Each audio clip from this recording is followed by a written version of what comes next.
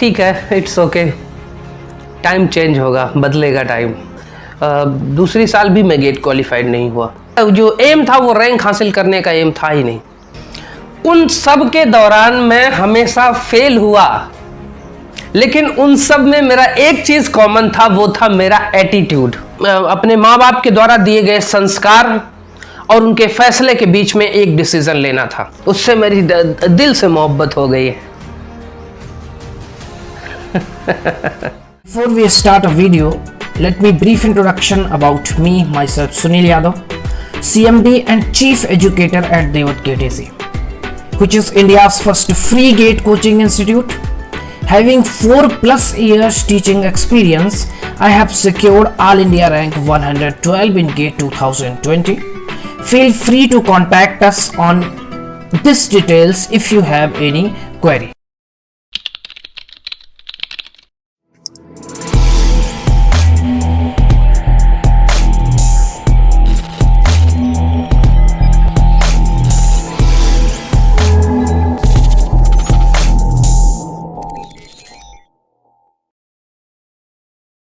अच्छा, एक और चीज़ थी कि जब मुझे कोई भी चीज़, जैसे मेरे सामने कोई भी मुश्किलें आती हैं तो पता नहीं यार, अब आदत सी हो गई मुश्किलों को झेलने की, तो अंदर से सिर्फ एक मुस्कुराहट आती है कि ठीक है, इट्स ओके।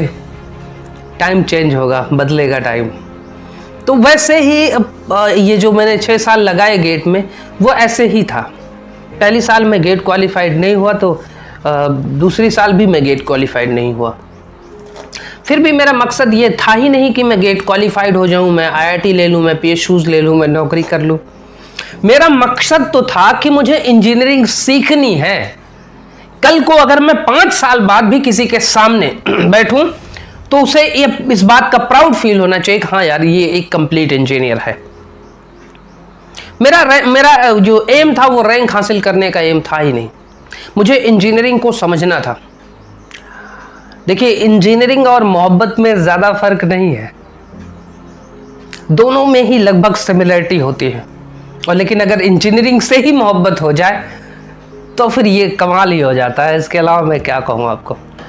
जब एक लड़का इंजीनियरिंग करने जाता है तो उसके बहुत सारे सपने होते हैं, और हमारे दौरान जब हम इंजीनियरिंग करने गए थे तो उस दौरान तो भाई एक ट्रेंड था कि जो भी अगर आपको इंजीनियरिंग का ये डिग्री मिल जाएगी तो आपके पास 1-2 लाख मंथली का जो पैकेज मिलने लगेगा, मतलब 12-15 लाख का पैकेज मिलेगा। तो एक सपना होता था। ये अलग बात है कि 1-2 साल जब आप इंजीनियरिंग कॉलेज में प्राइमरी जैसे बच्चों की तरह पढ़ाए जाते हैं तो वो सपना आपका अपने आप समझ में आ जाता है कि हकीकत और सपने में क्या डिफरेंस है। लेकिन फिर भी देखिए, मेरा तो सपना था कि मैं 12वीं के बाद IIT में जाऊं, लेकिन शायद मैं उसके योग्य था नहीं। मैं यहाँ पे कोटा गया था प्रिपरेशन करने के लिए, लेकिन फिर भी वहाँ पे चीज़ें बन नहीं पाई। एक्चुअली यार, उसके लिए इन्वायरमेंट चाहिए होता है। मुझे ग्राफ तक नहीं पता, x = y, x = y का ग्राफ कैसे बनेगा, y² x का ग्राफ कैसे बनेगा, mod x का ग्राफ कैसे बनेगा, नहीं पता। तो फिर कैसे आप IIT के लेवल तक एक्सपेक्ट कर सकते हैं। लेकिन एक चीज है जो कॉमन होती है, मैं चाहे कोटा गया, चाहे मैंने बीटेक किया, चाहे मैंने गेट की प्रिपरेशन की, चाहे मैं यहाँ आपको मोटिवेट कर रहा हूँ, उन सब के दौरान मैं हमेशा फेल हुआ, लेकिन उन सब में मेरा एक चीज कॉमन था, वो था मेरा एटीट्यूड। किसी ने कहा कि बहुत से ऐसे लोग हैं जिनको मेरे एटीट्यूड से प्रॉब्लम भी होती है, क्योंकि मैं बहुत स्ट्रेट फॉरवर्ड हूँ, सीधा बोलता हूं, आपको अच्छा लगे या बुरा लगे। सच को सच कहने में बुराई क्या है, और गलत को गलत कहने में भी बुराई क्या है। मैं सच को सच ही कहूंगा और गलत को गलत ही कहूंगा, चाहे आप मेरे कितने भी करीबी हों, चाहे दूर के रिश्तेदार हों, कोई फर्क नहीं पड़ता। तो मेरा जो एटीट्यूड होता है वो बिल्कुल स्ट्रेट फॉरवर्ड होता है। और मैं इस पे एक चीज लिखा भी था कि अगर ऐसा ना होता मैं तो फिर दिल खुश ना होता मैं, और मेरी ये जिद न होती तो भी शायद खुश न होता मैं। और यही तो खास है मुझ में कि दुनिया की नहीं सुनता। अगर सुनता तो शायद अब तलक तो कुछ ना होता मैं, अगर सुनता तो शायद अब तलक तो कुछ ना होता मैं। एक्चुअली यार कि पता नहीं, मैं दुनिया की वैसे सच में नहीं सुनता हूँ। मुझे अपनी ही चीज़ें पसंद आती हैं और मैं अपने ही तरीके से चलना चाहता हूँ। एक छोटी सी स्टोरी मैं ये भी बताऊंगा कि मेरे पेरेंट्स ने मेरा एडमिशन उसमें बीटीसी में करा दिया था और अनफॉर्चुनेटली मुझे उसे छोड़ना पड़ा, पता नहीं क्यों।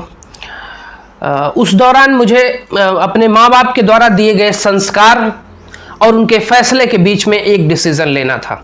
एक संस्कार था जो बचपन से था कि बेटा लड़ो, लड़ के जीत हासिल करो, तुम्हारी जीत निश्चित है, अगर तुम सच के साथ हो तो तुम आगे बढ़ोगे, इसको कोई रोक नहीं सकता।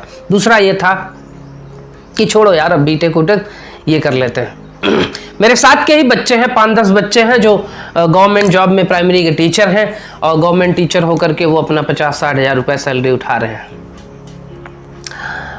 सच बताऊं तो मुझे उसे छोड़ने का मलाल नहीं है, मुझे उसे छोड़ने का प्राउड है। जानते हैं क्यों? मैं उनको क्रिटिसाइज नहीं कर रहा हूं कि वो जो भी हैं वो अच्छे हैं, सारा ये प्रोफेशन, कोई भी ऐसा प्रोफेशन बुरा नहीं होता। टीचिंग प्रोफेशन तो सबसे बेस्ट प्रोफेशन होता है, ये बहुत अच्छा प्रोफेशन है और वो बहुत अच्छा काम कर रहे हैं। जितने भी हमारे स्टूडेंट्स हैं, जितने भी टीचर हैं, वो बहुत अच्छा काम कर रहे हैं। लेकिन मुझे थोड़ा सा ये मतलब कि स्वीकार नहीं था कि मैं अपने ड्रीम से समझौता करूं। बाधाएं आ रही हैं तो आने दो यार। उस दौरान मेरे साथ 52 मार्क्स थे गेट में और उसके बाद भी मेरे 65 से फिर 72 और फिर ये चीज़ें आई, 112 रैंक हासिल हुई। तो अगर मैं वो फील्ड चुनता तो शायद मैं यहां तक नहीं पहुंचता। मेरी बात समझ रहे हैं आप? अगर आप तैयारी कर रहे हैं और आपको यकीन नहीं है कि मेरा होगा कि नहीं होगा, तो आपका ना होना ही फिक्स है। और अगर आपका ये ड्रीम है कि मुझे ये चीज हासिल करना है और जिस मर्जी कॉस्ट तक मुझे जाना पड़े मैं ये हासिल करके रहूंगा, जुनून, जब तक जुनून आपके अंदर नहीं आ सकता तब तक आप इसको पा नहीं सकते। मैंने बताया ना कि मोहब्बत और इंजीनियरिंग में ज्यादा फर्क नहीं है। आप वहां के लिए आप क्या करते हैं, आप सुसाइड अटेम्प्ट तक कर लेते हैं कि नहीं यार वो मुझे मिलनी चाहिए यार, उससे मेरी दिल से मोहब्बत हो गई है। दिल से मोहब्बत हो गई। ऐसे लोगों को मैं एक सजेशन देना चाहूंगा कि जरा सोचना आपके माँ बाप ने आपसे कितनी मोहब्बत की है, तो उसके बाद ही कोई और मोहब्बत आती है। तो आप अगर कुछ ऐसा गलत कदम उठाते हैं तो उस दौरान आपके माँ बाप पे क्या बीतती है एक बार महसूस करके देखिएगा। लाइफ में कभी ऐसे अटेम्प्ट नहीं करेंगे आप।